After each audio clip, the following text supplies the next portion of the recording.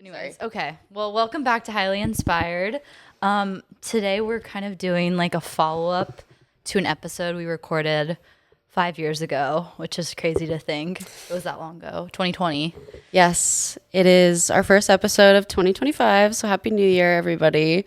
This year has already flown by really quickly. I felt like February was the fastest month so far. March is back to a better, stable place. But in honor of International Women's Month, we're revisiting this women-focused, more feminism-related topic that, we have a lot of new takes on, especially since we recorded that one 5 years ago. I mean, we're in a very different place now in life. So we actually rewatched that episode just to kind of prep for this and jog some new thoughts and new perspectives. And while it was a little bit painful to listen to, I think that we came up with some.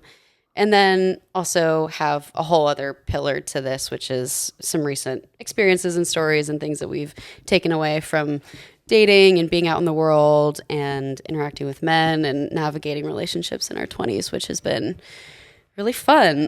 Yes. So the episode of this is going to be like, what is a generalist woman and how in 2025, like, can you work towards that goal if that's your goal?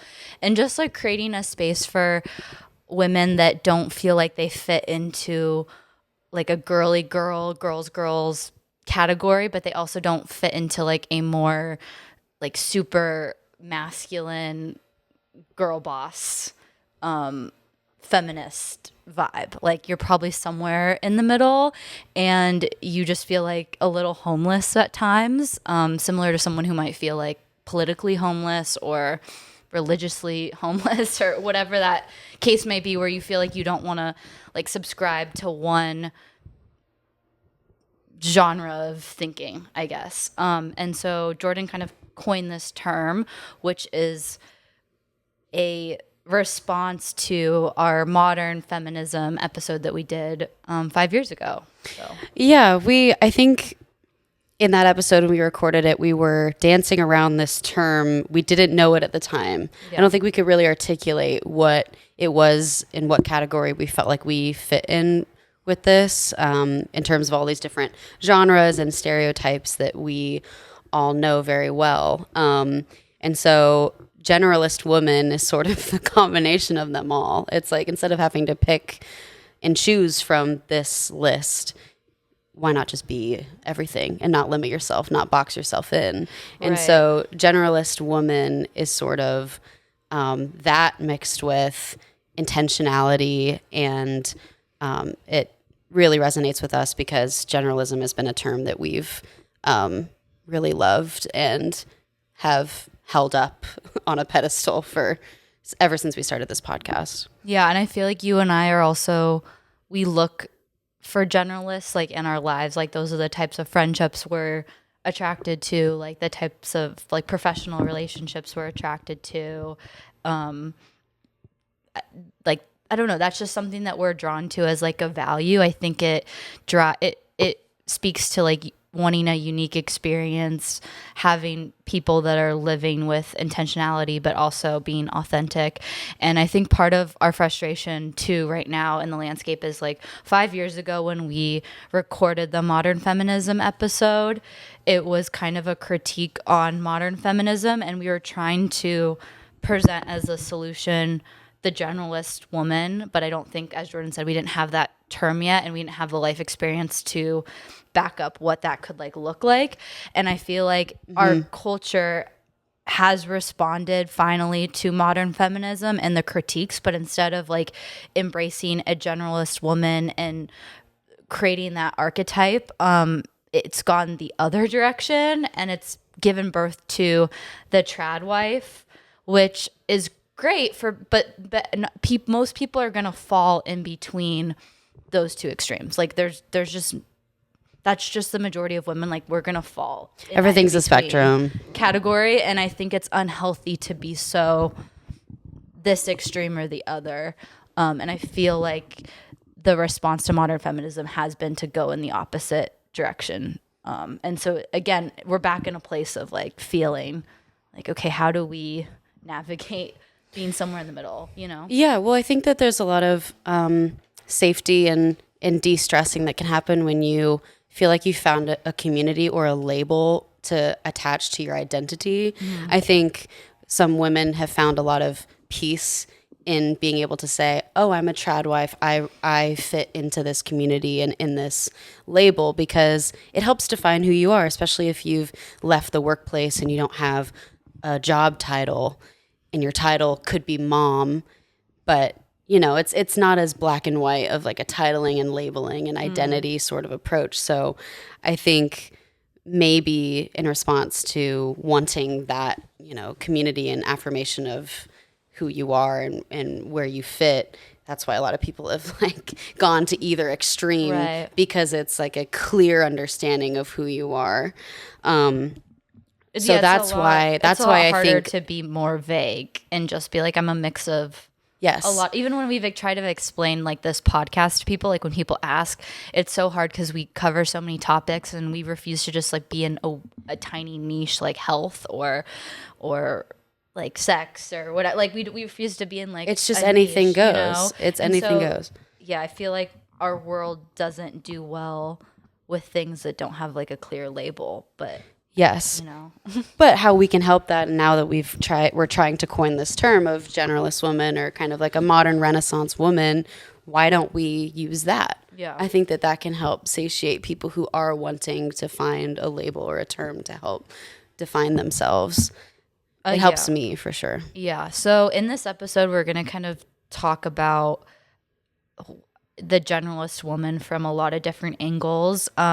One's going to be like dating, relationships, navigating feminine and masculine friendships, dating, all that.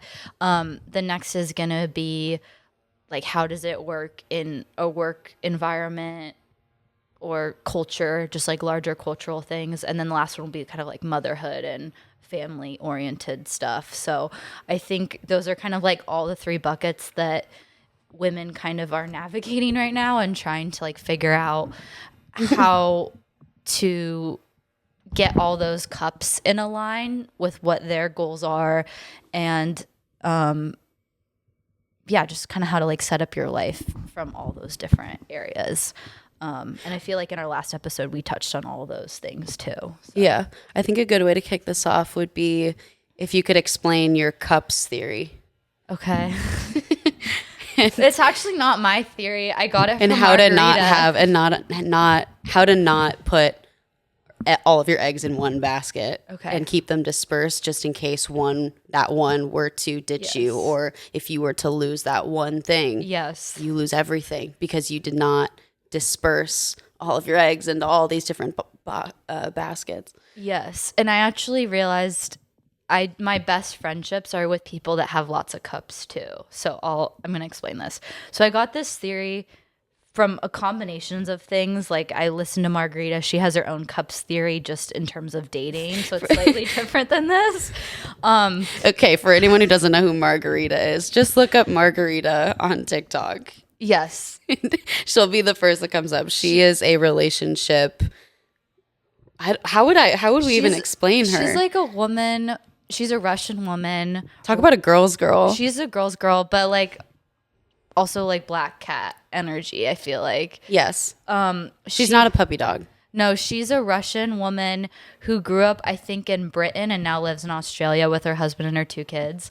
And she gives like very straight up like big sister relationship advice. And it's very pro woman in a way that you may think, oh, this is like feminism, but it's not. It's like a good mix of traditionalism and feminism, because her whole theory is like, if you focus on yourself and focus on becoming secure as a woman as opposed to being like an anxious type of person in a relationship, then you will achieve having a good relationship with your partner, whether it's like you're trying to navigate short-term dating or you're already like in a marriage or long-term relationship. Okay. So very high level, like that's what she does. And she gives a lot of like tiny like trips and bits of pieces of information you can take. So I got the cup theory. It started from something she said, and I kind of evolved it into my own theory.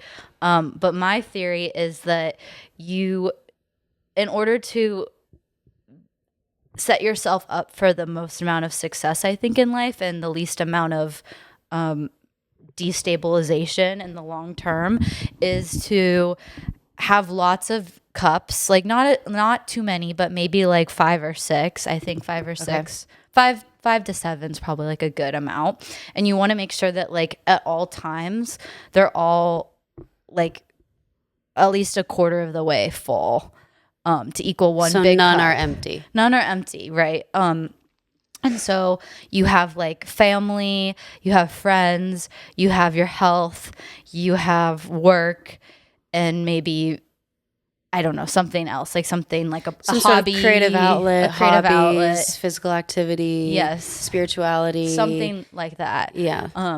And that could maybe be like 2 or 3 cups. I don't know, but you at least have those 5. It's kind of like pillars, right, of your life, and you want to make sure that you're watering all of those accordingly.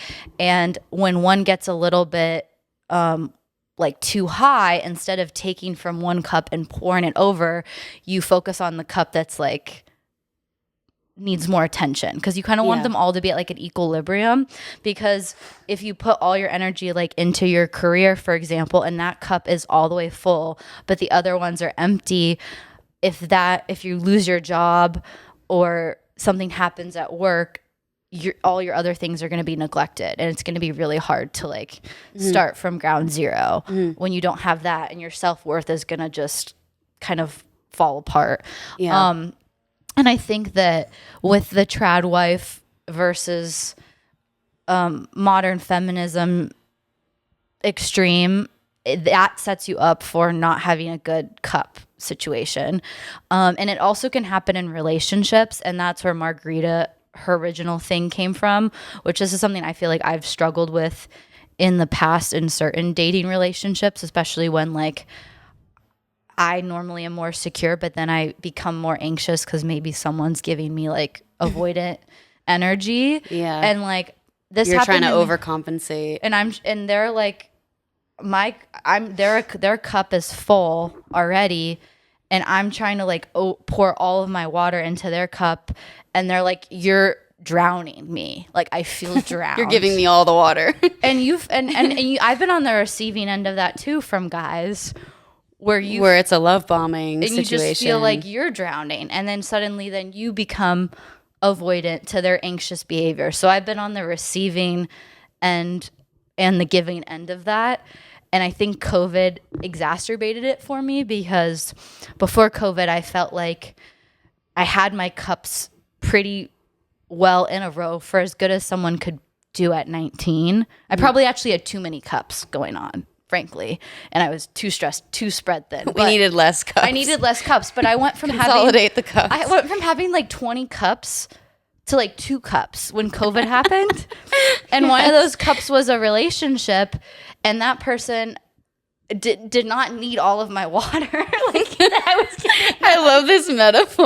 Like I was drowning them, you know? Yeah. And COVID was a byproduct of that. And I've been on those 2 extremes, and I feel like finally now I'm in a good spot where I have a smaller amount of cups, but it's a medium size, and they're all being watered accordingly. So that's my long explanation. No, of that's the cups, the cups amount changing and adjusting based on what stage of life you're in and what, is available to you bandwidth wise. I think that's an important piece to add to this theory, because you will not have all of the same amount of cups your whole life. No. It does change. Yeah. And obviously becoming a mom, your amount of cups kind of boils down to like one really big cup. Right. So that's like a prime example of how that can get consolidated. And I know. And it's interesting because I do think motherhood should be like the most important cup, but I also think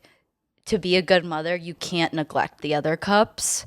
And I feel like I'm such a better mom and more present when I'm intentional with the time I'm spending with my son versus like trying to only have that one cup I think I'd be a worse mom Yeah. if I didn't focus on the other cups too, because I think it's really hard to be like on 24/7 in that way and not take a break and not prioritize yourself. And I think that can go too far. Like I've seen that in ways where I disagree with that. Like I think people, for example, this is going to be controversial, but I think with breastfeeding, for example, I do think I disagree with the comment like fed is best. I disagree with that. I think formula is an amazing like human invention, and I think it's great to like have that as a backup if there's like a medical reason or some like grave situation why you can't breastfeed. Obviously that happens. Sometimes babies don't latch or whatever, but I don't think just because you're like maybe like you want to prioritize your sleep and you can't like I just don't think that's a good enough reason to like not breastfeed. So I have like a lot of so I guess what I'm saying is I have a lot of qualms. I feel like I think that I think prioritizing yourself outside of marriage is outside of motherhood is really important, but I think that also can be taken too far too. Yes. Like there's a balance of that as well. Same with like the culture of like brat summer, girl boss, whatever, of just like me, like being disheveled, being like I think that can go into like an extreme too. Like yes, I this agree. like narcissistic. Yeah, everything that we're saying here about generalism is just the opposite of any extremist position to be in life. Whether that's like a trend with just brat summer or just your overall, vision for your life. But I wanted to point out the word break that you use there and explaining like taking a break from whatever you're doing, and especially being a mom, you need breaks sometimes. And that's not being a bad mom to admit that or desiring that. And actually, I think having those breaks means that when you do come back to being with your kid and spending time with them or whatever it is, you can come back to it with a more refreshed, grateful, intentional mindset. I feel like intentionality is an ongoing practice. It's not a perpetual state. Yeah. I think it's really, really, really difficult to be intentional about every single thing that you do and think and want. And we're only human. You know, you don't just decide one day you wake up and you're like, I'm going to be intentional. And then you just are. Yeah. It's just an ongoing thing that you have to strive for. So yeah, those breaks every now and then. And maybe as you get more involved in whatever the pursuit is, you get better at having less breaks in order to have that like refreshed, stimulation and enjoyment and pleasure from whatever that endeavor is. Yeah. But yeah, this goes for being a mom, being in the workplace, working on a creative project, whatever it is, working out. You can't work out all the time. You need breaks. Like I really do think breaks are important. And I think breaks timed with this cups theory, like switching from thing to thing and back and forth between cups is sort of a break from that other cup. As you were saying this, I just had an epiphany. Okay, go. So shoot.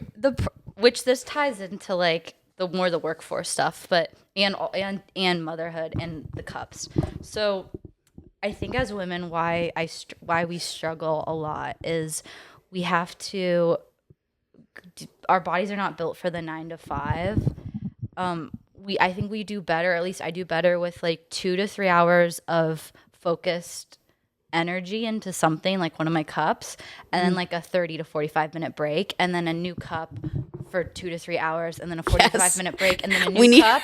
Like if I had my ideal schedule, it would be 3 cups. It's just switching modes. 3 cups a day, 2 to 3 hours on each cup with 30 to 45-minute breaks.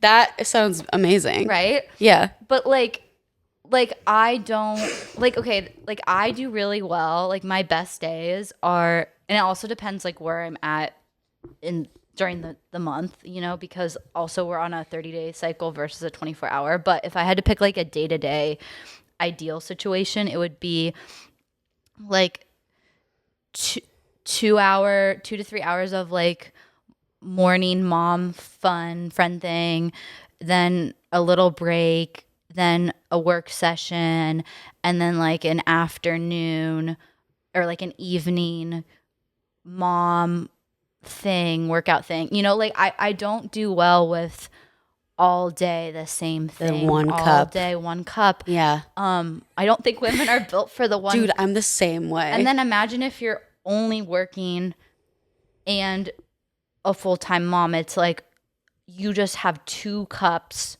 all day and they're your hardest cups.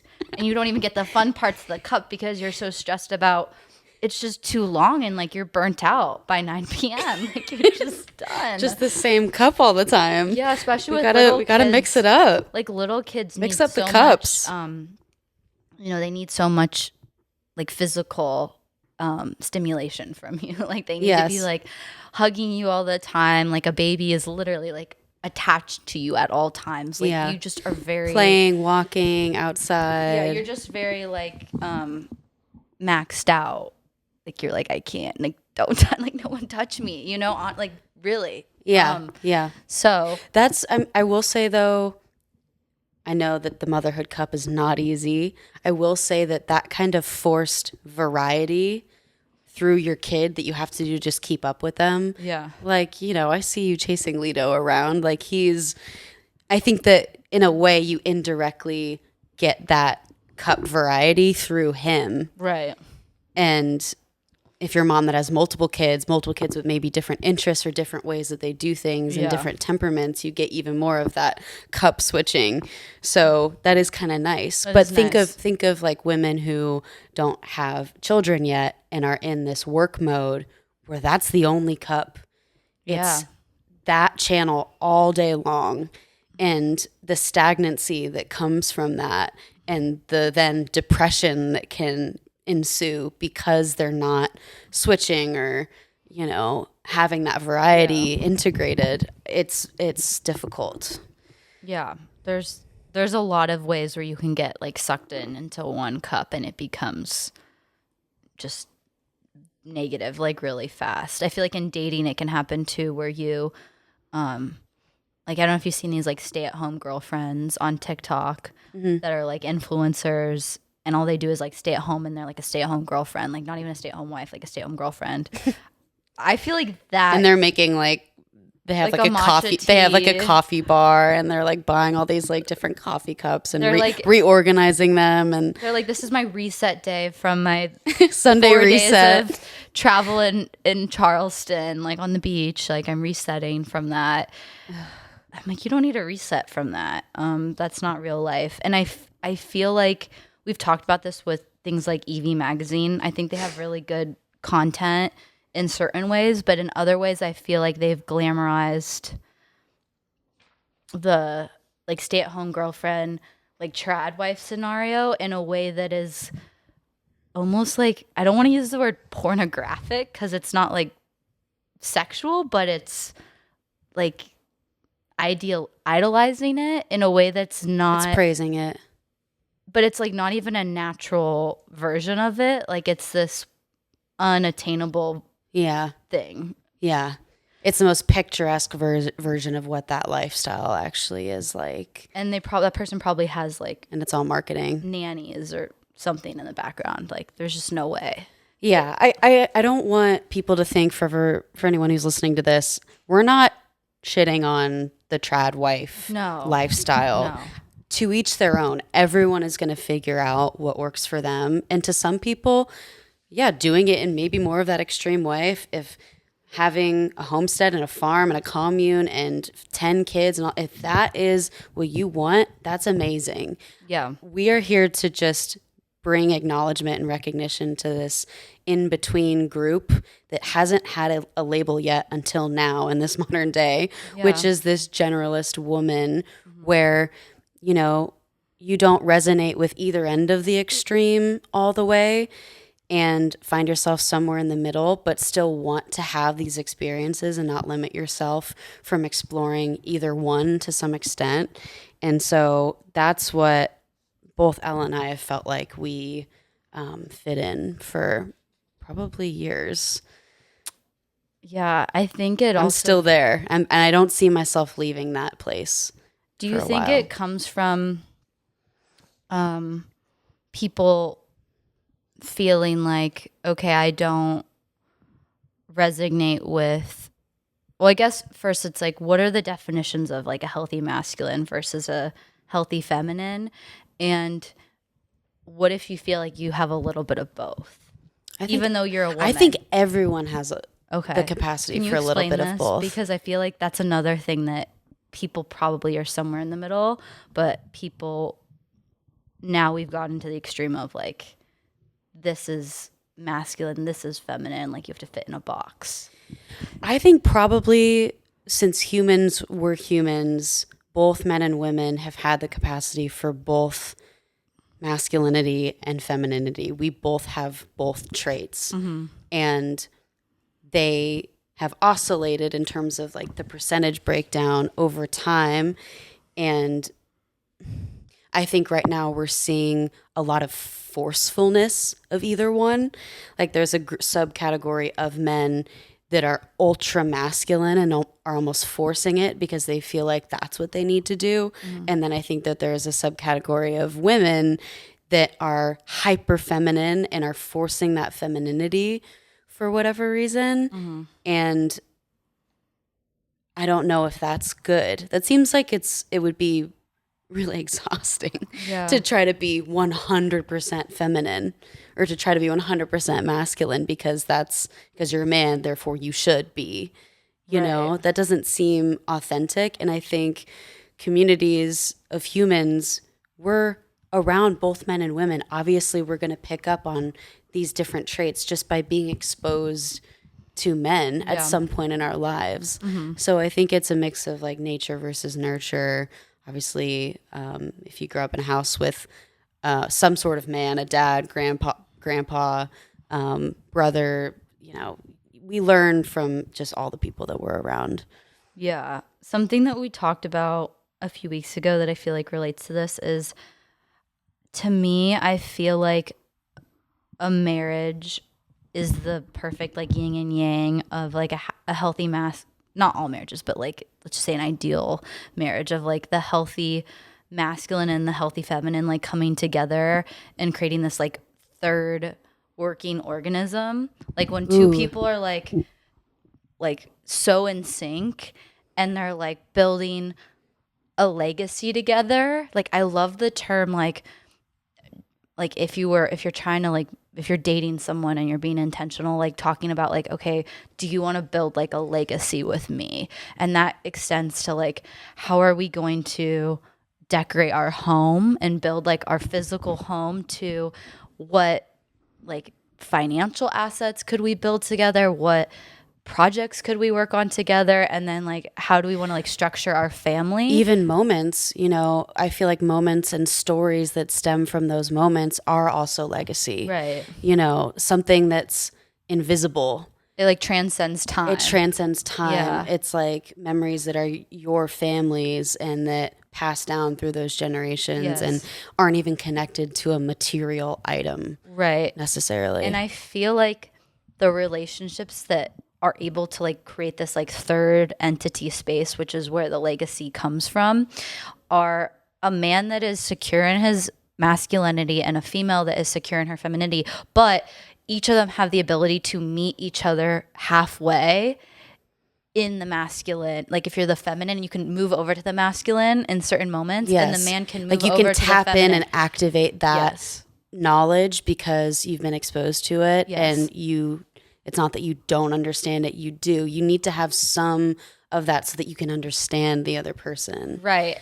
And I feel like the way that we're now, like I feel like we're in step one as a culture of like getting back to femininity and masculinity, but it's not recognizing the skill set that maybe like a woman might have who has always had really good guy friends or has always had a good relationship with her brother, that maybe could understand like, oh, I might not need space to process something. Like I may not want that, but my man does need that. So like I understand that. So I'm going to give him the space to like process, and like we'll come together. Or maybe it's like I have more masculine interest, therefore I can connect with my husband about like finance or what's going on in the Yeah, world or yeah. like cars or something that or vice versa, like maybe a guy has some more feminine interests and that allows you guys to like connect more, and you're creating like this like third dimensional space where either one at different points is like jumping between masculine and feminine, but you're still grounded in your own gender.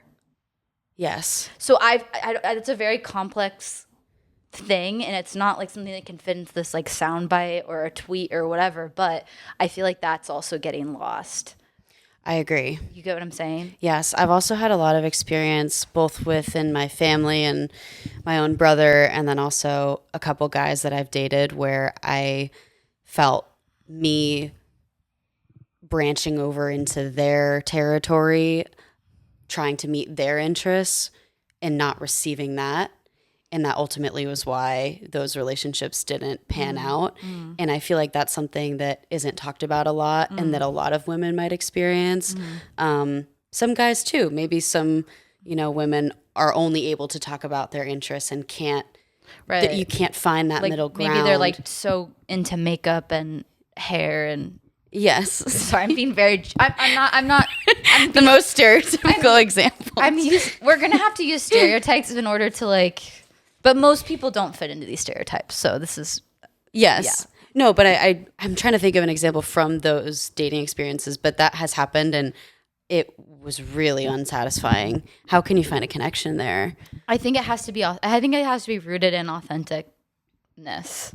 Yeah. Like I think an example would be, like I love architecture and I love design, and I do feel like that is something that people tend to think as more feminine, but actually, like, who built the cathedrals? Who built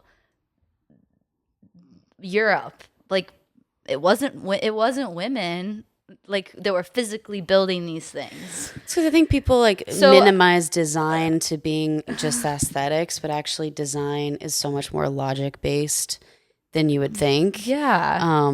And so there is an aesthetics portion of it, but that's not it. So I think it's not the full story. Even if it's graphic design, you're designing these aesthetics, but you have to have so much back end knowledge of how to construct this digital graphic design that actually is more engineering brain activating. I just had an epiphany that built on an epiphany I sent last night. You're just having like epiphany-ception over here. I love it. Okay, so a lot of the original graphic designers that I've really liked have been like men. Like when you study the history of graphic design, like it's because women obviously weren't like in the field yet, but now there's so many more like women in it, to the point where I feel like men would feel like that's like gay to be in graphic design, which it isn't. Same with like interior design, all this stuff.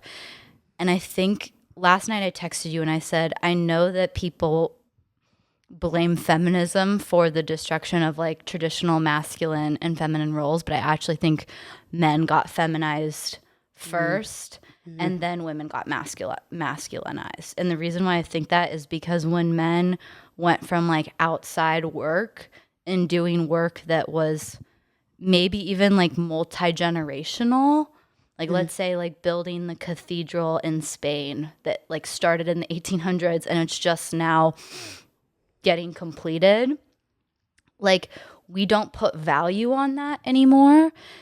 And because we don't put value on that, that work doesn't really exist, especially here in America where things get built so quickly and there's no room in the budget for good materials or design, or just because of how our economy is structured. Because we like instant gratification. Yeah, and just economically it doesn't work, and that's a whole nother conversation. But I think men have had to become feminized in order to provide for their family. Like they've had to go into this like feminism, like these indoor settings. They've had to like be put on ADHD medicine as a child to fit into a school where they don't go outside all day. They have to sit still inside. Their handwriting sucks. Like that happened first. And then women looked at like the workforce in the office and were like, okay, now I want to like infiltrate that because that's like a masculine space, but that was actually never a masculine space to begin with. And then women infiltrated that. And we've actually done better now in that environment than most men because actually I think we're more geared toward it innately because right. we're more detail oriented. We're better multitaskers. Yep. We can kind of juggle a couple different projects at a time, stay focused, be calm. I think we like that piece and we like the aesthetics. So and we're more domesticated in terms of like being more inside, being more still. Yeah, internal. Men, they are more mobile. They're more they're more physically, demanding of like being out in the world and, using their bodies in like a strong, capable way, and to make them sit still and do that for a whole day, hours at a time, that's really difficult. Yeah, so we're now both in a place where I think men and women like both hate their jobs. Like most people. No shit. But like it's this like weird, crazy. Like, do you get what I'm saying? Because it was like first the men, we drew them in and then we drew the women in. And now we're like in this space and we're like, wait, why are we here? Plus half of our money goes to taxes. Yeah. And we can't afford to. It's a shitstorm. And you can't even afford to have like one income household. Like that doesn't exist anymore. So it's like crazy. Do you get what I'm saying? Like, yeah. It's just like a whole. The primary. Like it's a whole cycle. The primary endeavors or outlets that both men and women are finding themselves in are trapping us and making us feel really bad. Yes. And I feel like the solution that people are now presenting is, okay, like women leave the office space and go back to the home, which is great. But then it's like we still need to keep men in this environment that isn't even conducive to them like fully becoming their healthy masculine either. Mm-hmm. And that I don't think that doesn't mean like people can't do office work or they can't be in business or anything like that. But even if you think about like business 60 years ago, like you weren't on a screen for 9 hours a day. Like that was not a thing, No, definitely not. So I don't know. I still keep thinking back to, this quote of what you said, that men were feminized before women were masculinized. I want to stay in this space for just a little bit because I want to unpack it. Okay, so we know that over the course of the last century, because of automation and all the new technology we have, out in the world jobs have been declining in existence or have been lessening in their presence because of all this automation. And so men get brought inside, women stay inside. Yeah. We're not outside in the world anymore doing outdoor things. Right. Like gardening. But what else do you think could have influenced men getting feminized first? I think part of it is food that we've been eating. Oh, yes. I really do think that that's had a hormone effect for men. Yes.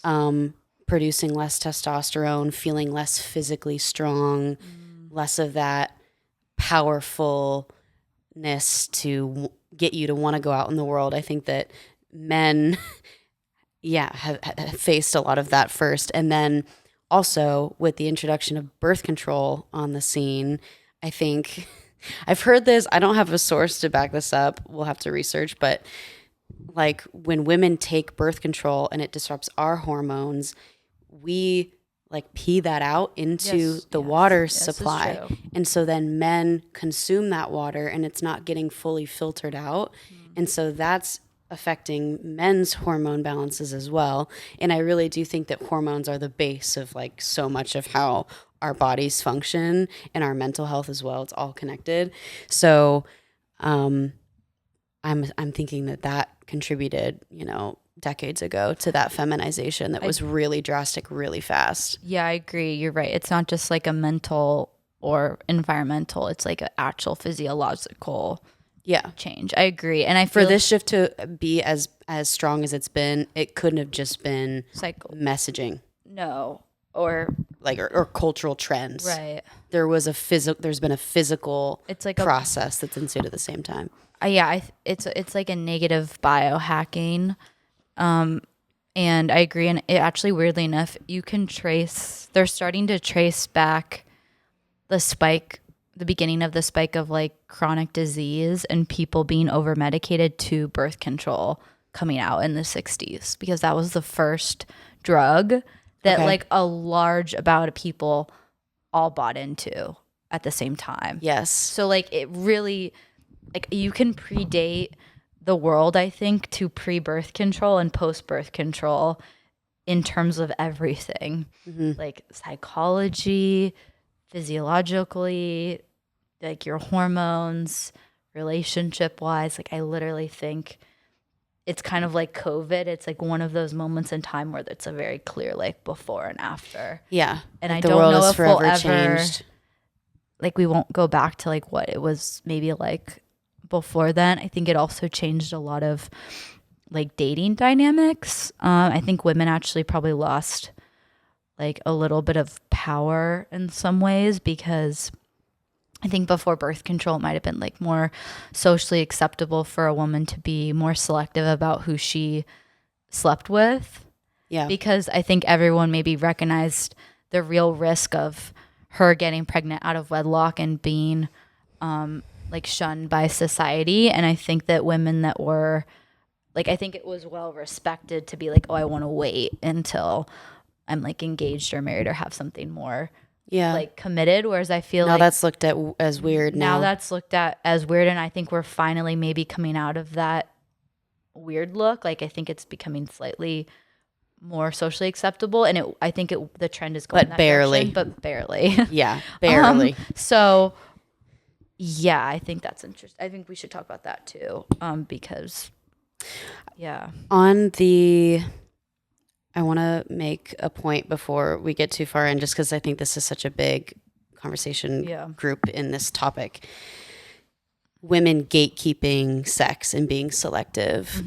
I think that's really affected men. And I think it's hard to say what I want to say here without being really judgmental and boxing women in, because that's not what I want to do. And I know that women have so much more to offer besides reproduction. Yeah. But like that's a big thing. Women create humans. And so what's happening right now with porn and OnlyFans and AI generated women and all of the access that men have to satiating that like hormonal drive,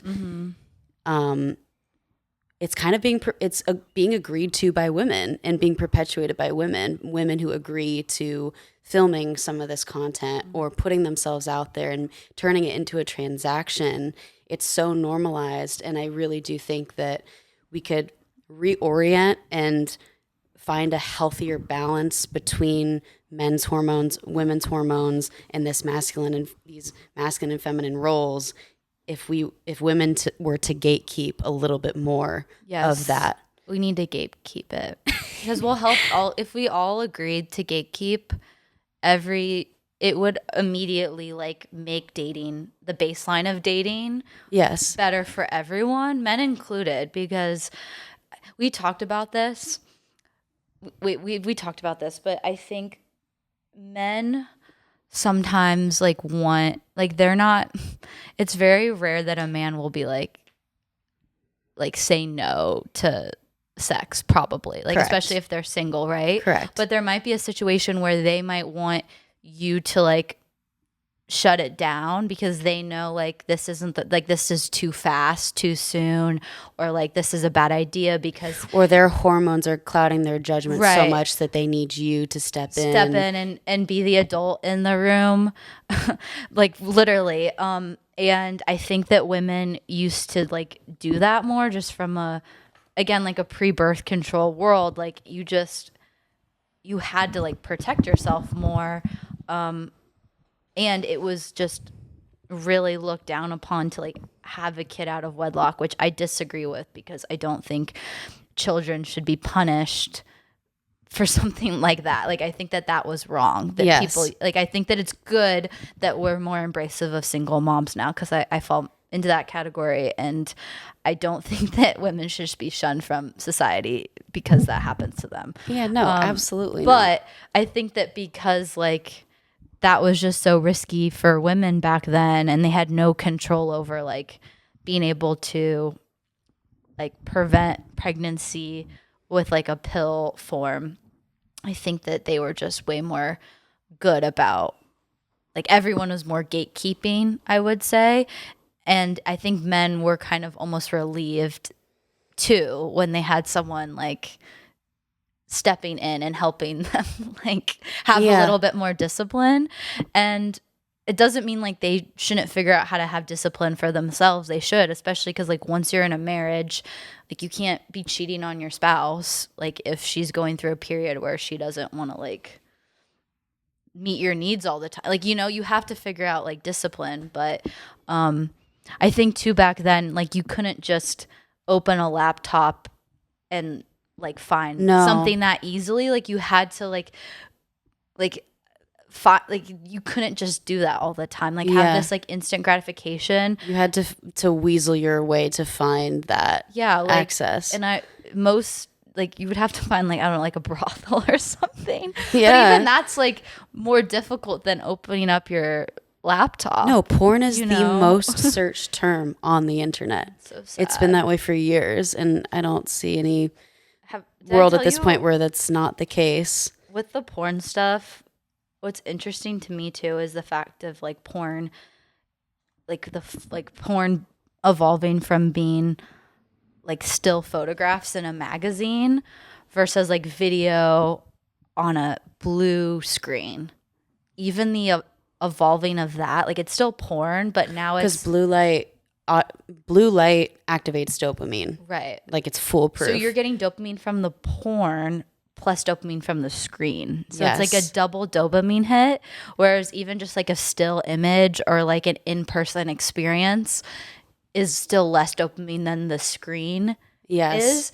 And if you are having like sex with like your wife and that she's not a screen, you're addicted to like a screen plus this crazy porn situation. So it's like even worse because your wife could never be a screen. I think it's more the screen and the blue light than anything. Right. Isn't that crazy? And I also think what's really sad, I think it's important we talk about like the hormones that are released at different points of like dating and relationships. Okay. And this was something Margarita brought up when she had a long form like podcast with this guy who gives this advice stuff. But he was talking We about, love this lady. I would recommend you guys go and find her on TikTok. No, she's amazing. she's And it's really hard for us to describe her because she has talked about, I mean, she publishes like multiple videos a week. Yeah. And every take is so Different. unique and distinct and memorable. It's really cool. But this guy and her were talking about how like, okay, let's say the first like 6 months that you're with someone and you have that like honeymoon experience, your like sex life is surviving off of dopamine hits, similar to what you get like with porn. But if you can't figure out how to transition those dopamine hits into oxytocin, like bonding sex, you're going to be stuck. You won't have a healthy sex life with your partner, and you'll go to other outlets because you're chasing dopamine, not oxytocin. Mm-hmm. Because within a relationship of a monogamous relationship, long term, you won't have dopamine the entire time. Like it's just like it's literally not possible. Oxytocin is the love hormone. Dopamine is the lust hormone. I think something like that. And you can have dopamine in small doses, but the problem is because of screens, we're all dopamine addicts in general. So then with sex, we think of sex like it should only be a dopamine hit, but there's very rare cases where you're going to have 30 years of dopamine hits with your spouse. Like that's just not realistic, but we think that's realistic. Yes. And so then people are like ending their marriages and breaking up with long-term partners because they're chasing dopamine. Well, especially nowadays too, because I think that our dopamine stores are getting depleted within the first hour of waking up most of the time, Right. because you're looking at your phone. Like, our dopamine processing system in everyone, because of blue light exposure, the technology, high cortisol, being stressed, this hustle culture that we find in America, I think it is genuinely depleting our dopamine systems faster than any other previous generation. And so consciously avoiding things that don't drain that dopamine, that natural dopamine anymore, so you can keep some reserved for moments like that or for your spouse. I think that that's something that couples are going to have to navigate and be intentional With to the dopamine hits, to override, or else Yeah. we're just going to keep, going down that path. Yeah. Okay, we're back. We took a break. Sorry, guys. Okay. I wanted to say a couple more things and stay on this topic of masculine, feminine, and the hormone stuff, because I feel like it's very foundational to a lot of things that we're seeing right now. We did talk about birth control. The birth control topic was big in our first version of the episode, if I'm not incorrect. But I don't think we need to rehash how the whole birth control thing came to be. Right. I feel like people mostly know that. But yeah, along with the variability in masculine and feminine, I also think that we have just a lot of hormone imbalances going on, both in men and women, and that's also contributing to infertility in both. Yes, it is. It's a miracle like any babies get conceived naturally these days, it feels like, because it is really hard to get pregnant. And I think something that Nicole Shanahan said that I really liked, she's invested a lot of her money into nonprofits for women's like fertility, longevity. Yeah. But it doesn't include artificial wombs or IVF or anything that's like commoditizing fertility, because I think women's fertility does get like commoditized a lot, and we don't deal with like going to like what the root issue is, like which if you like solve the root cause of why women are having infertility or why men are having infertility, it's just gonna get worse and worse like as we go through generations of people. And we can't get to a place where the only way to have a baby is not through sex, but it's through like other means. Like that's just not realistic. It's like not synthetic embryos and or synthetic wombs and IVF.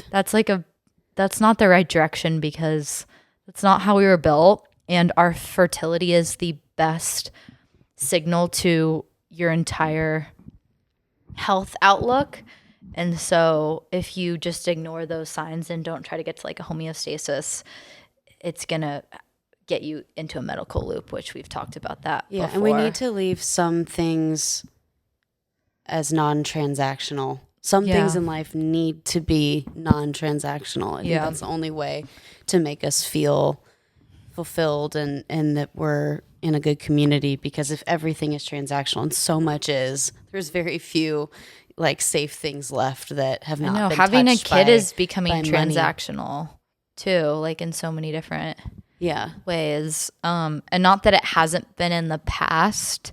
Like I think people have always sometimes made children, with even in the context of like a marriage, become so transactional. Like the idea of having a firstborn male to inherit like the family's estate, like that's transactional. That's like disrespectful, because what if your wife can't have a boy, or like that? I don't like that either. Or in modern terms, being a mommy blogger, having a kid so that you can live out that dream of being and exploit a them, mommy blogger and a mom on social media, and exploit your kid that way. Or like their like the kids' photos, or being a pageant mom without their consent. I think the biggest problem, the reason why we get into these areas of commoditizing children and commoditizing sex, is because I think sex is supposed to be equally unitive and equally procreative. And when you focus on one or over the other, and that doesn't mean every time you have sex, like you're having a kid, because that just doesn't work. Like, people have sex all the time and they don't. Acknowledgement of the two. But acknowledgement of the two happening, like, or could happen. I guess unitive happens every time, but procreative could happen, it couldn't, but at least you're acknowledging it's still in your right. brain. Yes. And I think if you have sex just to procreate, that is wrong, because you're commoditizing the person you're having sex with, not as a unitive person that you want to have this experience with, but by a means to an end to have a child. Like, that is wrong. Mm-hmm. But on the flip side, if you are just doing it and not acknowledging the fact that, like, a child could come out of this situation, then if you do get pregnant by accident, you can then denigrate that person or that child too. So, like, you have to have both equally, because otherwise... And modern dating culture only has one, as we know. Yeah. And then sometimes in marriages, it gets then so focused on the procreative too. Like, it just gets very, like, imbalanced. Again, generalism. Yeah. And also for kids, I think kids have to be seen as gifts, not as burdens or commodities. They have to be gifts. And, like, Paris Hilton, for example, like, I feel like she kind of has treated her children like commodities, for example. Like, same with like Kris Elon Jenner. Musk, because she, like, had surrogates for both of her kids, and she wanted a boy so badly that she did, like, several rounds of egg and embryo creation, because she kept creating only girls. And, like, that's just very, like, discarding. Like, that... It's greedy. It's like... It's dehumanizing. Yeah, it's just... It's objectifying. It's objectifying children. Like, so yeah, you have to find the middle ground, which is, like, children are gifts. And I'm a big believer in that. And that will transcend you treating your partner better, because you'll be viewing sex in the context of it being unitive and procreative, not one extreme or the other. You know? I feel like if it's only procreative, then you're also viewing your partner indirectly as a commodity. Like, they're a means to like, they're a surrogate for your... No, you have to have that unity there, or else, it's not a 50-50 balance. Right. Exactly. So I feel like that gets lost. And on the social media / commoditization thing, I had some thoughts, because my work team this week was talking about a term that I love, and I found out that this was the word of the year for 2023. Last year, for 2024, the word of the year was brain rot. Okay. Which, like, if word of the year from, like, these like international dictionaries is telling of where our culture's at, the fact that brain rot was word of the year and not something like beautiful and empowering. What defines word of the year? Like, most search word, or like... I don't know. Like, who just deciding world of the... That's a really good question. I'll have to look at that. I think it's either most search word, or like, they decide, like, a word that's the most telling of culture at that time in that year. Who decides it? Like, some group? I think it's, like, the big dictionary companies. Okay. Like Merriam-Webster, Webster's Dictionary, etc. So the year before, 2023, the word was enshittification. Okay. Have you heard of this? No. Okay, so enshittification is definitely not the most searched word. Is platforms on the internet, specifically big tech, social media, becoming more transactional and commoditizing all of the content that's on there. So it's this gradual degeneration of the content on platforms on the internet, because we're prioritizing, like, capitalist like, emphasis. So, and that trickles down from, like, influencers with their paid marketing and all these brand deals, all the way down to, like, just regular average Joe people. We all sort of behave like them in some way if you have a presence on social media. And so it's making getting on these platforms really unbearable. And I've been trying to find, like, the word for a really long time to describe it. One of my coworkers came up with a dying mall. So getting on these platforms in a way is like walking inside of a dying mall where it's like these stores are there and these places to look at that used to be all fun and vibrant and exciting and like raw, are now just like there, and it's like it's not fitting, nothing's working right, there's no Yeah. cohesiveness anymore. I have the perfect So I feel like that's visual what's for happening. this. I think that social media platforms are dying malls, and it's Yeah. all just riddled and just enamored, or not enamored, littered with all this gross transactional commoditization, and it makes them really insufferable to be on. I've showed you this before. Yeah, But exactly. this is it, and we'll link it. But this is what the new McDonald's play area is. No, I'm not even. I thought this is iPad screen. It's just two tiny iPad screens, and I don't even know. Okay, so that is enshittification in a physical place sense. Yes, and you're talking about in the digital world, but it's now transcending to the physical world too, and you're seeing because I think we prioritize now our digital experiences. The physical world is shrinking in its color and its grandeur, and its character, and it's also because we don't want to see things like even like capitalism isn't helping. Like nothing is helping us build things bigger than ourselves, and the internet sure isn't helping us in that way. And yeah, this isn't even about like masculine, feminine, or dating. I guess it's just another whole topic. It's in but the line of I guess hormone disruption with dopamine and especially social media. I don't know. Maybe the enshittification's good. It's moving the needle to us not wanting to be on these platforms, because like I have felt that, especially this past week. I've gone over like 2 weeks now without looking at TikTok or any Instagram reels. I feel like I didn't consciously choose that decision. I just kind of like was like, this isn't serving me anymore. Yeah. I'm not getting that dopamine like I was. So maybe that's a good thing. Maybe the enshittification of the digital world is good, but what we don't want is the enshittification of physical world. No, we do not want that. We need to avoid that at all costs, I think. Yeah, I don't like it. I think,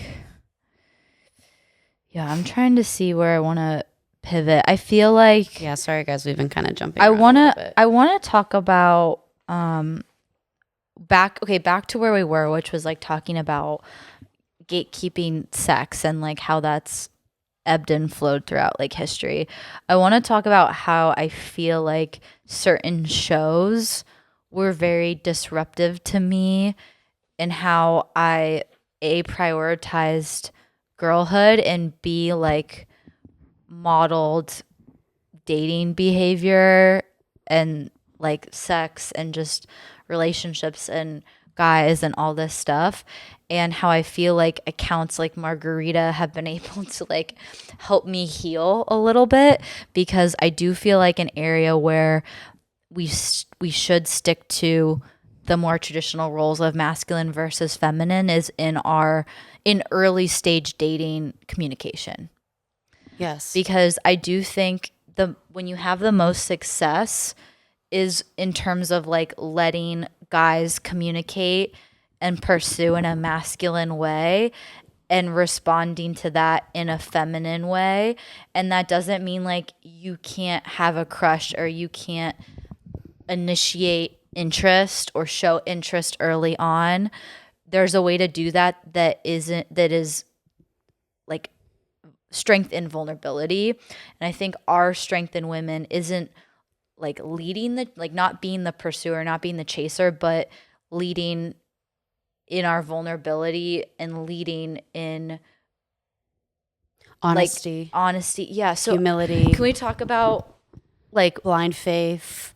And this is not playing games. Empathy. This is not playing games, but I've had the most success in dating when I've focused on myself and having all my cups full and being busy and letting the guy take the lead and like trying to plan dates and pursue me and me kind of matching their communication style and energy, as opposed to me like giving and overwhelming them and getting out of my like feminine receiving energy. Even though interest wise and maybe more like career oriented wise, I might be more like masculine. But in terms of dating and communication, I feel like staying in a feminine space for communicating drives the most success because it allows them to feel like they're in control and in their masculine, which is what you want long term. Yeah, I agree. No, they are pursuers, they are conquerors, you know. Yeah.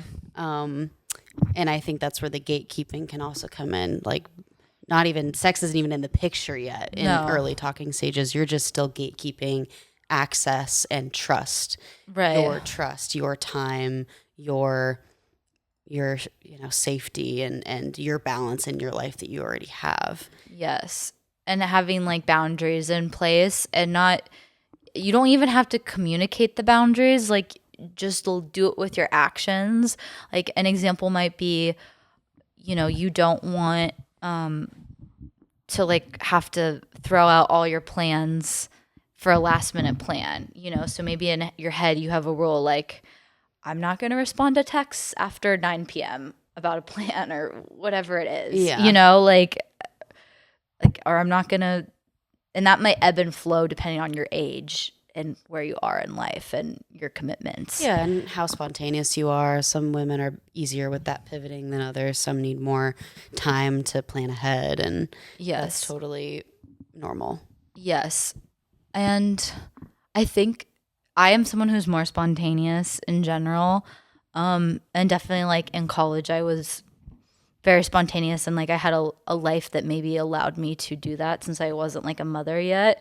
But I've noticed going back through like old texts and stuff at certain points, I still like early on in dating, even back then, I did have some boundaries like in place. Yeah. But then I think once you get into a relationship and you feel like, okay, I can let my guard down a little bit, the tendency is to like ease up and then try to be like easygoing with plans. And then I feel like sometimes you can still that's where you feel like you start getting taken advantage of, is like when you start to like let up and be more like have no boundaries, and then because you've achieved that like level of commitment that you wanted.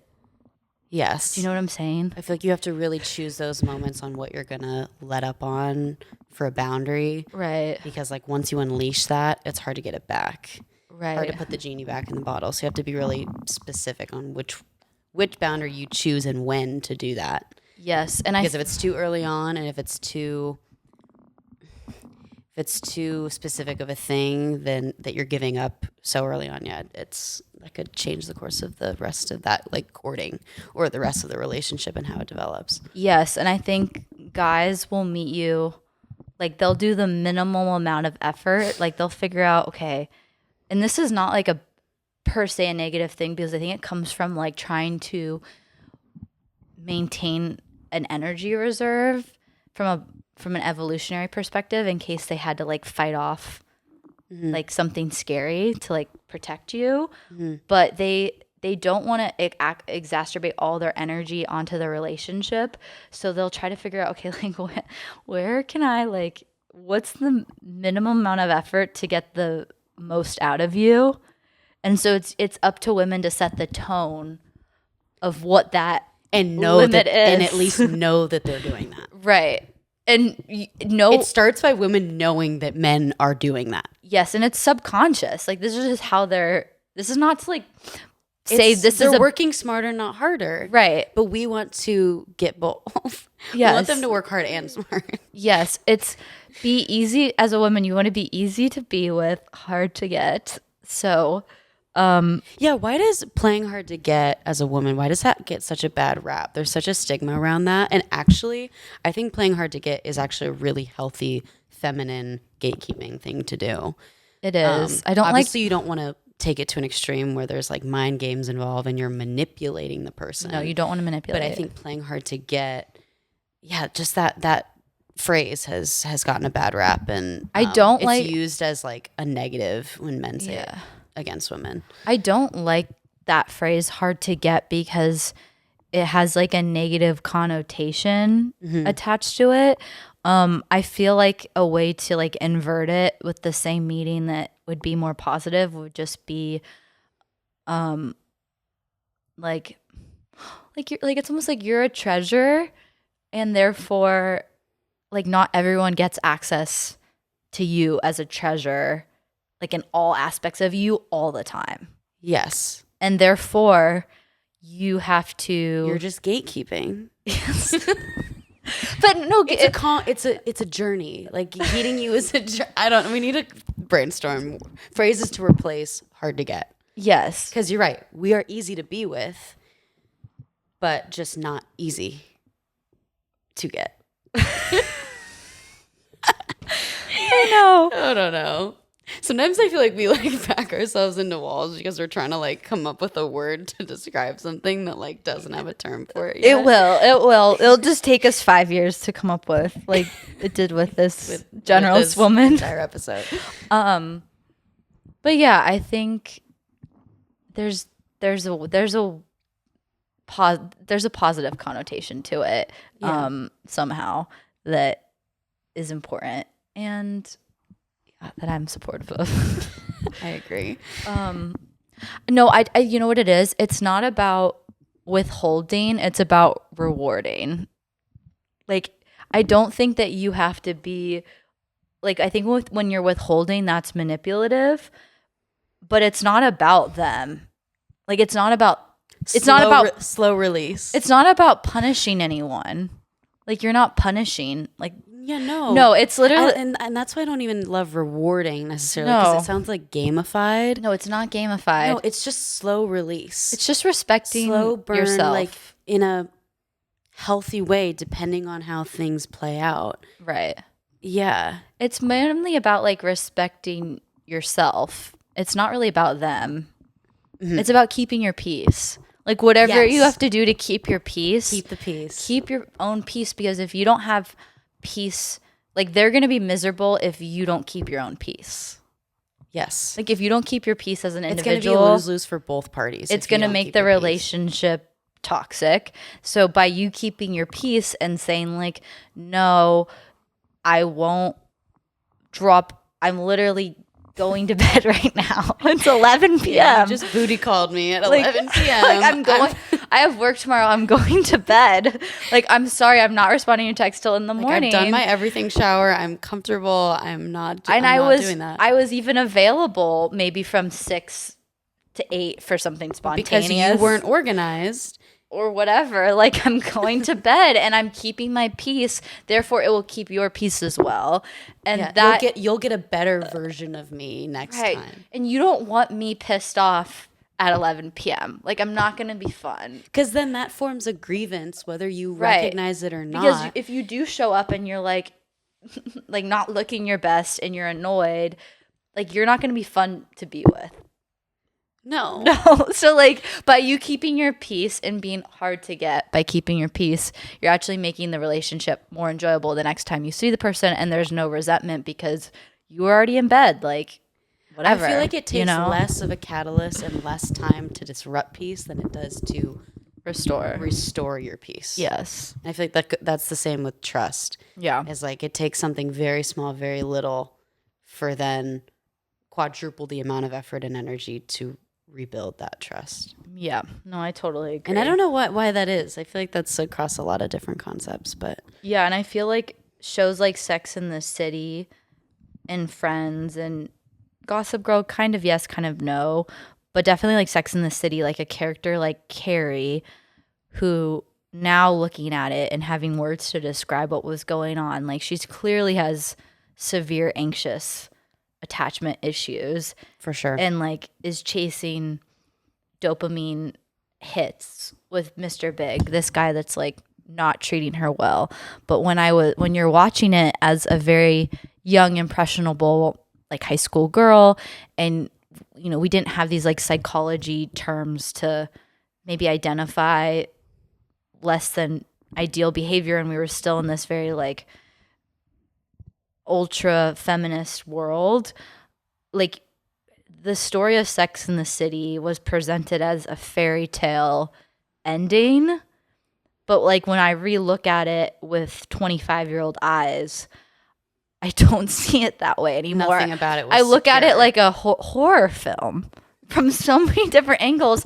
And it's also branded as this like girlhood film and TV show. And it's the opposite of girlhood. Like Carrie deprioritizes her friends and her own She has one piece cup, and it's this pursuit. of Big Mr. Big. Yes. It's like it is a horror film, like rewatching it now. And I think I was subconsciously influenced by that film. Like some of the things that she would do, like just show up at his house unannounced, uninvited. They weren't even like in a boyfriend girlfriend relationship, like with food. That is not being in your healthy feminine. And that's not to like disparage that. And there's a time and place for that. Maybe like if your boyfriend, like someone you're in a secure relationship and they've had like a horrible day, like their dog died or something really dramatic. Okay, yes, then you could do that for a man. But to just do that randomly, that's something a man should be doing for you. Yes. And the inverse of that, like, gives both people the ick. Yeah. Like them and you. Speaking of men being feminized, men being the ones who are playing hard to get is kind of a feminine trait. It is. And that's kind of gay. And that's a new thing that's come on the scene. But that's so normalized. I feel like, yeah, most guys have experienced or dabbled with that, like trying to play hard to get because they think that's going to attract women, like being the bad boy. Can we also talk about our job as women? And I think this is a thing we need to talk about too. For men to get confident with pursuing us again, we need to get better at like not trying to chase men, not trying to pursue them, but just give them like small signs of interest. Mm-hmm. And I think also men need to get better at like picking up on those small signs of interest so that they can like pursue without a lot of rejection. Because I think this has to happen. It's the only way that we're going to get back to both people feeling better and more confident. Meet cutes and being out in the world and having organic in the world, in-person interactions. Because I think both of us have experience from men not picking up on our subtle or even direct signs of disinterest. Like really direct. No, and this is not to be mean. No, this is like not to be mean, but this will help us be able to be feminine and be pursued, and it will help them to be masculine and pursue with the least amount of rejection. It's a win-win. Because I think men don't want to feel rejected. I get that. And women don't want to feel, no one wants to feel rejected. I think women actually have a higher tolerance for rejection than men, which is why we can be more vulnerable than men. It's another conversation, but can we talk about our own personal experience of like men not picking up on like literal direct things? I'm trying to think of a most recent example of that, but I was going to say, I think women have an easier time, say that there is some sort of rejection or a successful directness isn't achieved. Or we don't, a relationship doesn't spark from whatever that interaction is. I think that we have an easier time chalking that up to, maybe I wasn't direct enough, or maybe they're in a relationship, or maybe I think we have an easier time coming up with all of the scenarios of why that didn't work out. Right. At least for me, I don't automatically assume, it's because he thinks I'm ugly. Yes. Or, it's because he thinks, I'm not cool. Right. I come up with pretty much every other excuse that isn't that. Yeah. Again, there's probably been times where that has been the case. Right. Maybe they're just. But you can cope with it better. Yeah, but I think men, from what I've heard, especially men talking about this on podcasts, is that they directly take that rejection. It's like a shot to the ego and really internalize that. So I wonder if maybe we could give them some tips on how to, explain the different possibilities so that they can cope and not get totally deterred and give up and stop doing that, because we really need them to continue doing that. Yes, we need them to continue doing it, but I think also for them not to face so much rejection on the front end, I think I've talked about this a lot. When you get flowers from a guy that you love and are obsessed with, it's the best feeling in the world. When you get flowers from someone you don't like romantically and don't see in that way, it's not a good feeling. And it's not, and I think men think that the flowers are how they get a girl to like them, but we are actually less transactional. And I think that part of this like over promoting like trad wife in a consumerism way, a materialistic way, which is where we're heading, not in an authentic like I just want to be a mother of 8 kids and like grow food, but in a like materialistic way that's like commoditized, I feel like. And it's also being reinforced by like the red pilled men like Reddit community.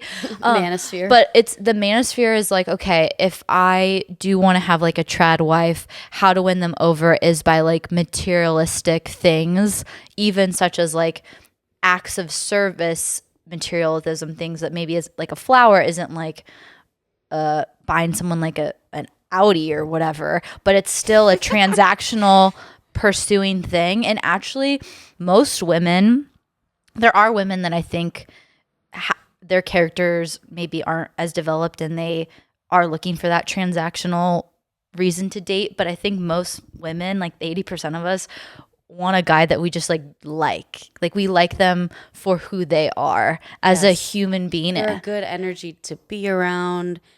They are self-sufficient. Right. I don't think women want someone that they have to like deal with, if that makes sense. I'm just saying They that need to be an addition. I think that women, you buying a woman flowers is not going to make them fall in love with you. Yes. They're going to like the flowers if they're already in love with you. But they have to love you first for them to appreciate the flowers. And I think that men think same goes for if it's a Louis Vuitton purse. It's the same. Whatever the material thing is. Or even like opening the door for someone. Like, yeah, that's going to feel nice on a date. But if you don't like the person, that's not going to make you like that person. Yeah. Like, what's going to make you like that person you have to put the groundwork in first. What's going to make you like that person is, do you have a connection with them? Do you have chemistry? Like, that's step one. And if that's not there, I don't think you can like force a relationship. And I feel like what we're seeing online, which we've talked about this, is trying to force like marrying someone that you don't have that like aura chemistry with. Yeah. Like, I just don't think that's going to end well if you're just like settling, you know? Should we like describe the best dates we've been on? Okay. And try to find if there's any similarities that can help us explain, you know, that groundwork and how you can find those connections. Yeah. And how that can be an amazing start to a relationship. Yeah. Because I feel like tell yours first. Or I don't have a good one off the top of my head. I had one with a guy that I was connected to, and it was the best date that I've ever had for many reasons, but I would say the most prominent reason was because I felt like he really put me in my feminine energy. And I think a lot of people talk about this like on podcasts and things, but this was the first time that I had actually felt that and could associate this feeling that I felt with that explanation that I had heard prior. And so much is due to the little things. I really think that there's like very few, very small little things that men can do that go such a long way. Yeah.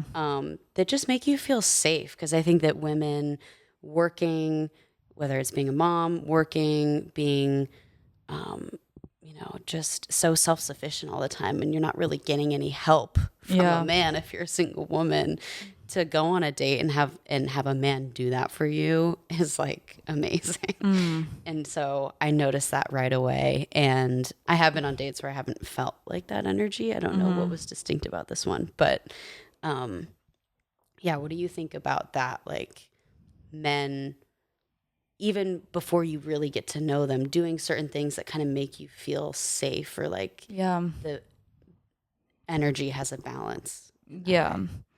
I feel like I don't know if it's like specific actions, but it's more about them feeling just like very steady, like Stable. stable, like them just having like a very like stable, like calming presence about them. And I've definitely Yeah. been in like situations where I've like felt that energy like cross over to me, and like I feel like it's helpful if I recognize it, and then I can be like, okay, I can kind of like take a step back. And I don't know how to describe it other than Because they're calm, you become calm. yeah, I feel like the best times have been on like road trips. This is like knowing someone maybe a little bit more, but like going on a road trip, or like even how they drive. And if you feel like safe with them driving, I feel like that is a really interesting indicator. Yes. That's not really something like they can do or control, I guess. That's maybe, I guess, if they've done some work to like tap into their own like energy and like focus. I don't know. Yeah. Yeah. But that's like it ties into feeling safe.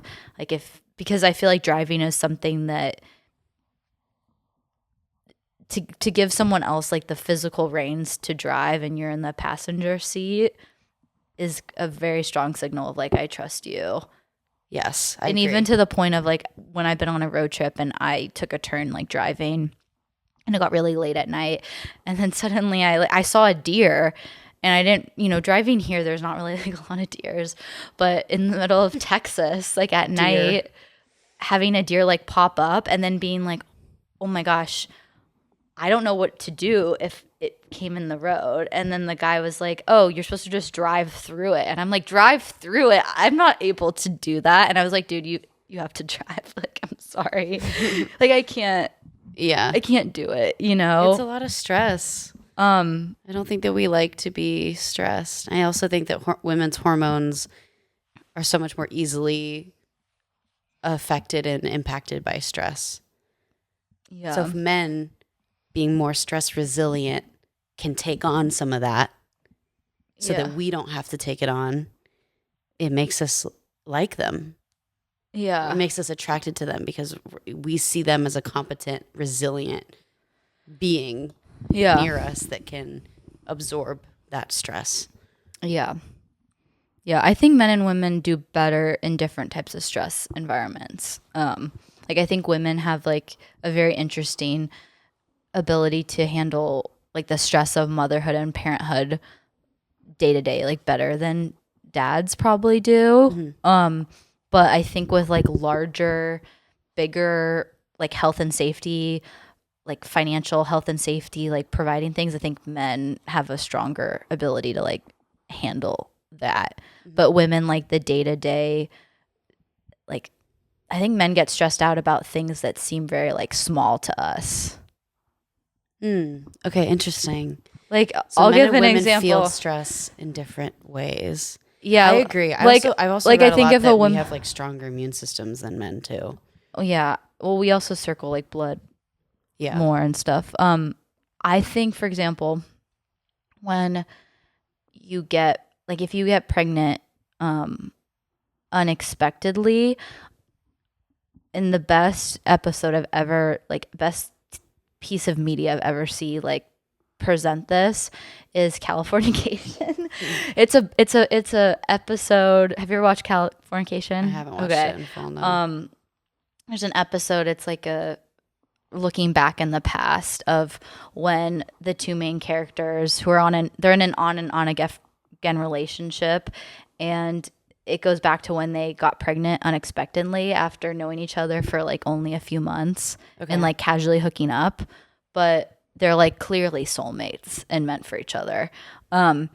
Anyways, when they get pregnant like unexpectedly, I feel like it just perfectly paints that picture for most of those situations, at least for like my experience too, because the woman, Karen, like the main character, she's looking at Hank and is like, hey, like, what do you think we should do? And she's like looking to him to like validate her subconscious feeling of like wanting to have the baby, but she's not going to be like the first one to like say that.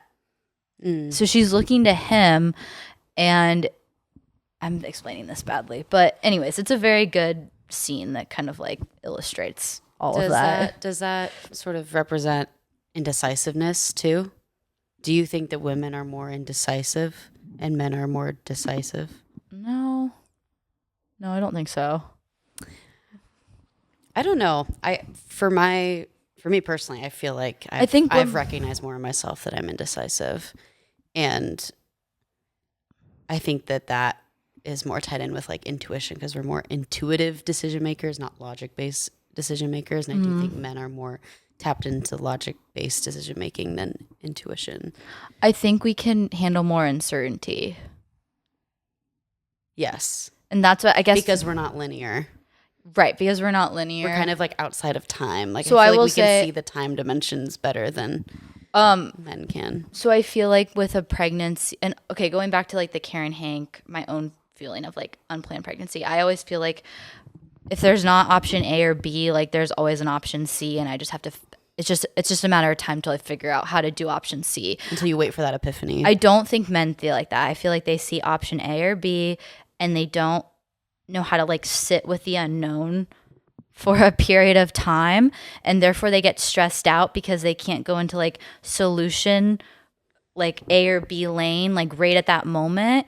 And so then there's like a disconnect with how to like handle the situation, and that's where I feel like with the unplanned pregnancy, for example, it gets into a very tricky situation because the woman is actually like maybe okay with things being like uncertain. Like she's like, I want to have the baby, but I don't feel like we have to like jump into getting married and like clean this up. Whereas I feel like a man might be like, okay, we either have to like clean this situation up or we need to like get rid of this like negative situation. And that pushes the woman into feeling like, oh, I have to make a choice of like abortion versus having the kid, as opposed to just like, let's just be in this middle ground. Anti-extremism, generalism. Right. You work to make it.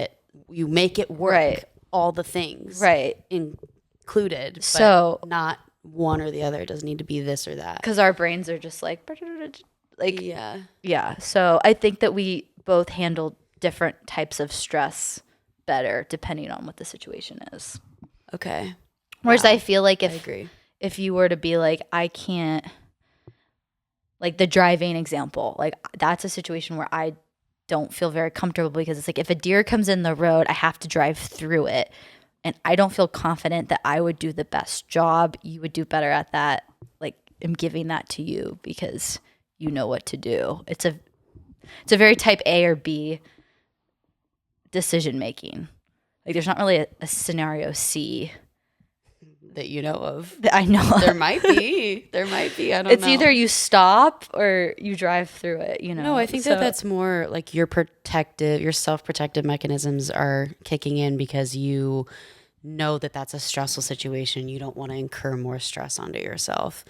Like I do think that like women are stress resilient. I think the best point you made on the stress portion of this conversation was that men and women handle different types of stress better than others. Yeah. I agree. It's not men are holistically better at handling stress than women are. It's not that. No. It's just in different categories. Right. And so I think couples can find what those categories are and help step in when the other person, facing a potential stress, you could handle that better.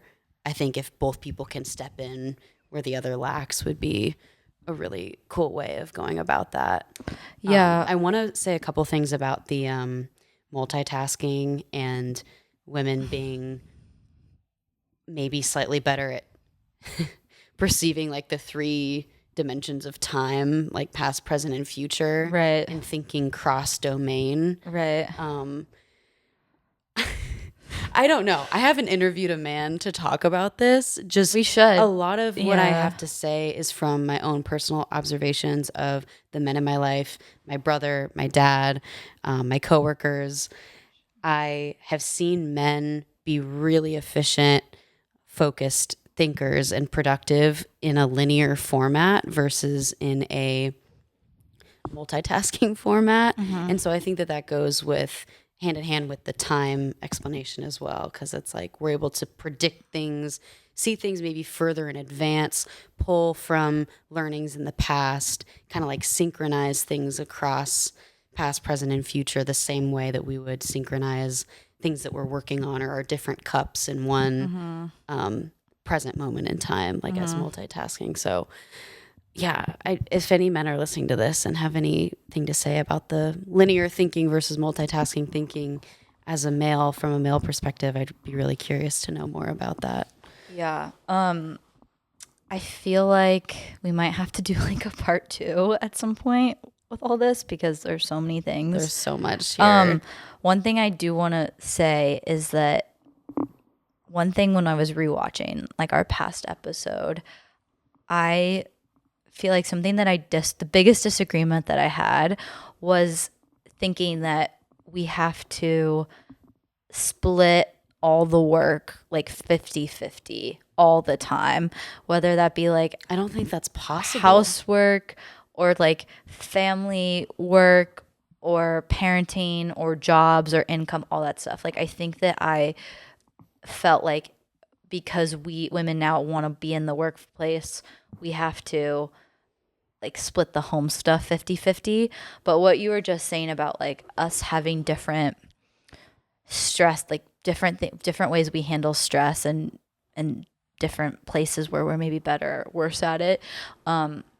We also have like different skill sets and different things that we bring to the table as women and females 100%. and as individuals. And I think figuring out where each person is like best suited, as opposed to things being fair and putting someone in a position where they have to bring something to the table where they might have to work twice as hard at that particular task in the relationship is bad, because then it just creates like burnout of that person and the other person's frustration because their expectations aren't being met. And an example I can think about, that's how resentment builds. Yes. An example how I think about how I shifted my perspective on this was becoming a mother. I realized there were so many things related to motherhood that only a woman can do. And it's not fair. It doesn't feel fair because it's so much extra work from that perspective. But trying to like delegate that to your husband or partner isn't going to work, and you're just going to be frustrated. And I think the women that try to do that, they start to resent their husband, who is even a super like involved dad. And one example I can think of is like the first year of life when the baby's like up all night, like you are the only person that can really help them. And part of that is because when you're breastfeeding, it changes your sleep cycles. So you have like these shorter sleep cycles and you don't hit deep sleep very often. Like it literally biologically rewires you. So if you're trying to get your husband to like take feeds in the middle of the night, like it's just horrible for everyone. Yeah. Because their biology like literally isn't They're equipped not to built do for it. it. And that doesn't mean that you're not going to be tired or exhausted, or maybe there's like not a night or a feed, maybe he could help out a little bit here and there. But actually I think the best way for him to help is to work more and make more money so you could like Free up stress in any other area. and free up stress in other areas so that you can like have the most energy you have at night to like help with those feedings. Like I know that that's a roundabout way to like solve that problem. Yes. But I realized that like trying to get a man, and I was by myself, like I did not have, it was just like a realization I had even through like getting help from my dad versus my mom. I just realized my mom was better equipped to like help me versus my dad, even though my dad is the most emotional, like sensitive girl dad ever. Like just biologically, like I love he girl dads. isn't like equipped to help as much as my mom is. Like I don't know how to describe it.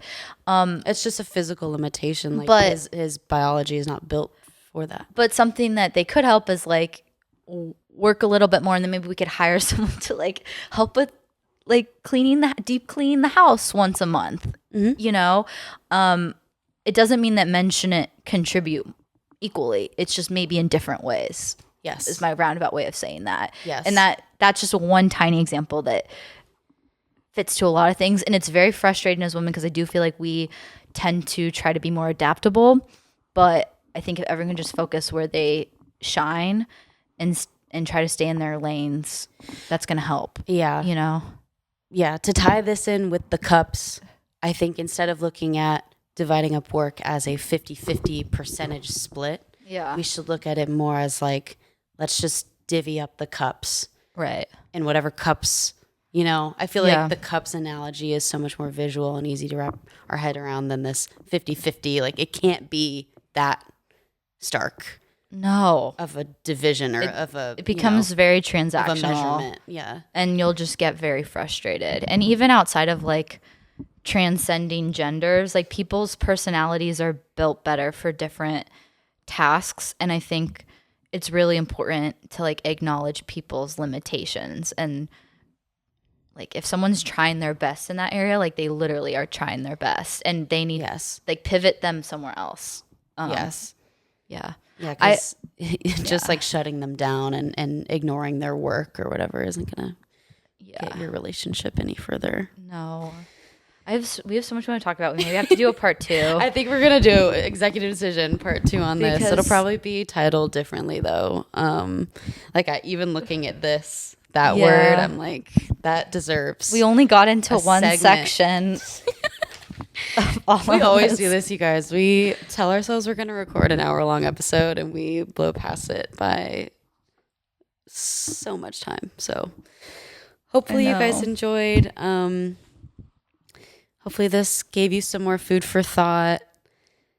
I apologize if there was any kind of back and forth. It was hard to follow, but really just what we love is finding those epiphanies in real time. It's like the most magical It's so fun. Yeah, and you guys are fun. Along for the ride with us with the epiphanies. So yeah, and I feel like generalist women, it might seem confining because we're saying it only in like a female sense because we're talking about ourselves, but also just we encourage generalism across everyone because I think that that's something that everyone we need to bring back a healthy generalist man too.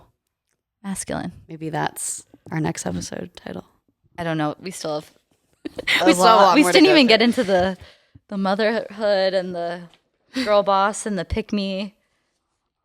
Wow. So many things. Okay. Yeah. Well, thank you guys. Stay tuned for more. We will be back soon. And hopefully you guys have a great rest of your day. Yeah. Cheers, y'all. Bye. Bye.